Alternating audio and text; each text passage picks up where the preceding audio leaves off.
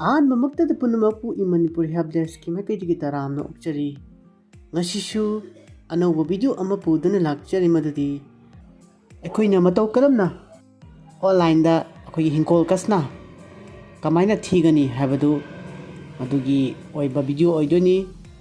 ꯑꯗꯨꯗꯤ ꯃꯌꯥꯝ ꯄꯨꯟꯅ ꯃꯤꯠꯌꯦꯡ ꯇꯥꯃꯤꯟꯅꯔꯁꯤ꯫ ꯑꯩꯈꯣꯏ ꯍꯧꯖꯤꯛ ꯒꯨꯒꯜꯗ ꯂꯥꯛꯑꯁꯤꯀꯣ, ꯑꯗꯨꯒ ꯁꯤꯗ ꯊꯥꯗꯣꯏꯁꯦ ꯀꯩꯅꯣ ꯍꯥꯏꯕꯗ ꯂꯧꯆꯥ ꯄꯊꯥꯕꯅ ꯊꯥꯕꯤꯔꯣ꯫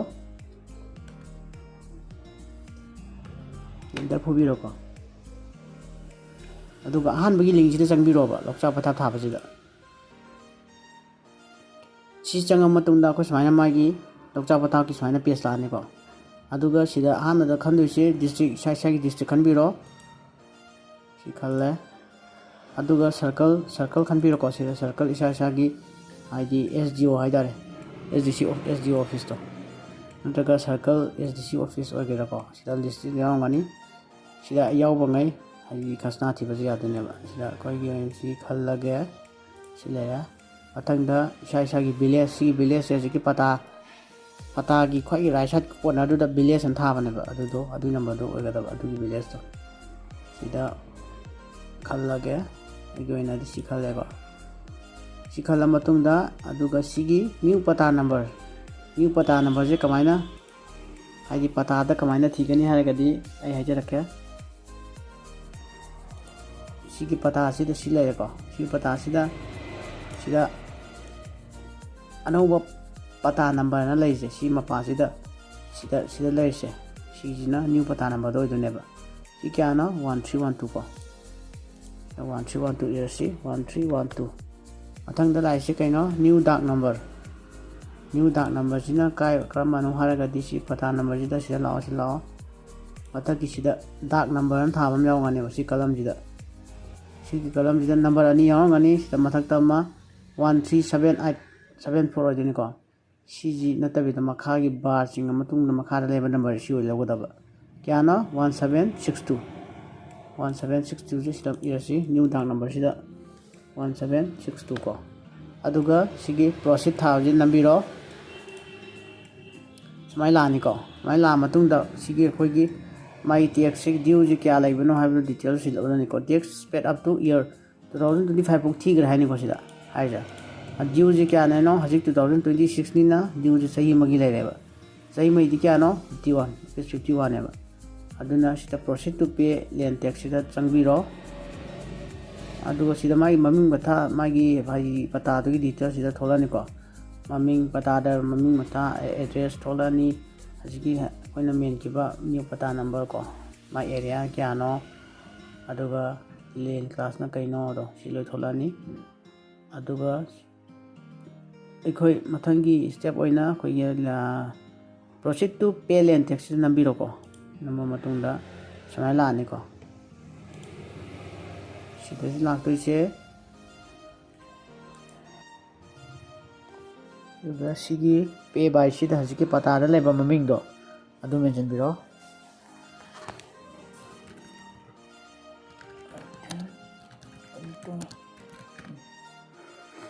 ꯑꯗꯨꯒ ꯁꯤꯒꯤ ꯄꯦ ꯐꯣꯔ ꯍꯣꯝꯁꯤꯁꯨ ꯑꯗꯨꯝ ꯆꯞ ꯃꯥꯟꯅ ꯃꯦꯟꯁꯤꯟꯕꯤꯔꯣꯕ꯫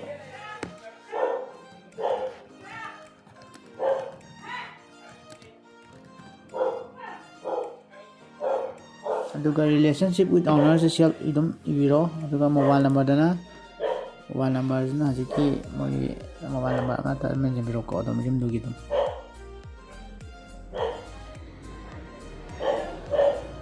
ꯃꯦꯟꯁꯤꯜꯂꯒꯦ꯫ 05773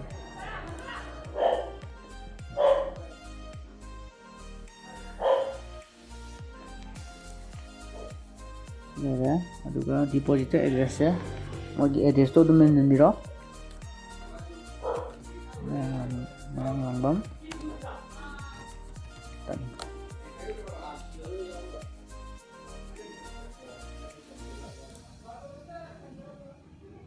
ꯍꯧꯖꯤꯛꯀꯤ ꯄꯇꯥꯗꯨꯗ ꯑꯗꯨꯝ ꯌꯥꯎꯕꯅꯤꯀꯣ꯫ ꯁꯤꯗ ꯂꯩꯕ ꯃꯥꯒꯤ ꯑꯦꯗ꯭ꯔꯦꯁꯁꯦ ꯃꯌꯥꯡꯂꯥꯡꯖꯤꯡ ꯇꯅꯤꯡ ꯍꯥꯏꯁꯦ ꯁꯤꯗ ꯃꯦꯟꯁꯤꯟꯕꯤꯔꯣ꯫ ꯃꯌꯥꯡꯂꯥꯡꯖꯤꯡ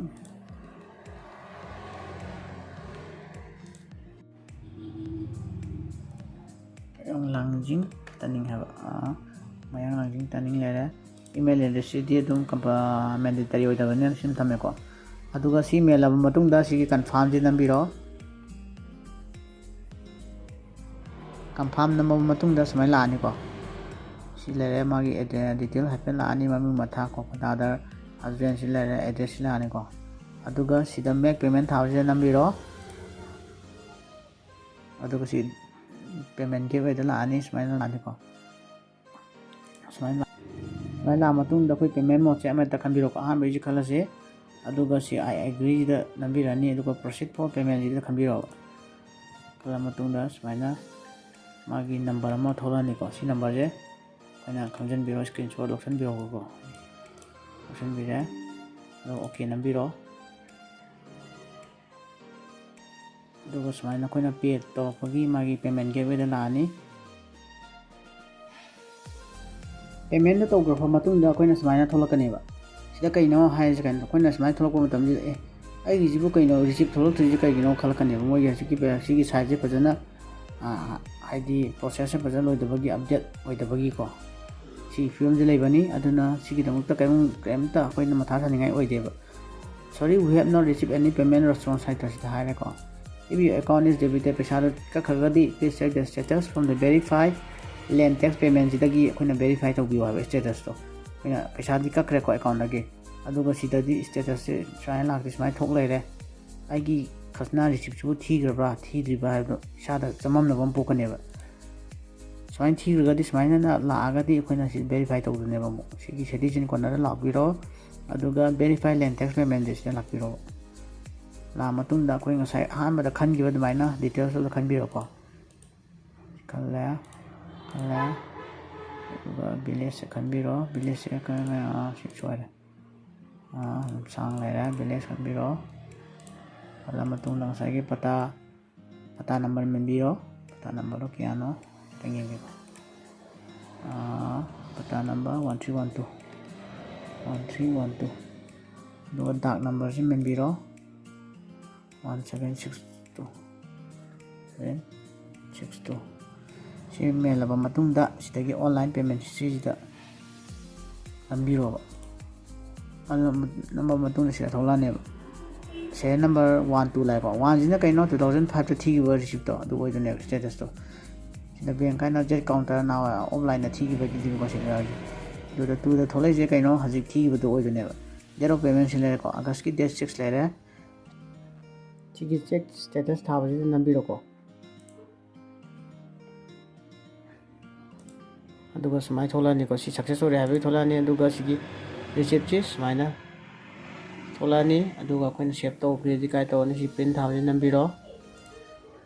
aduga save as pdf chi samai thamiro ko aduga sina save to biro maming ama thabiro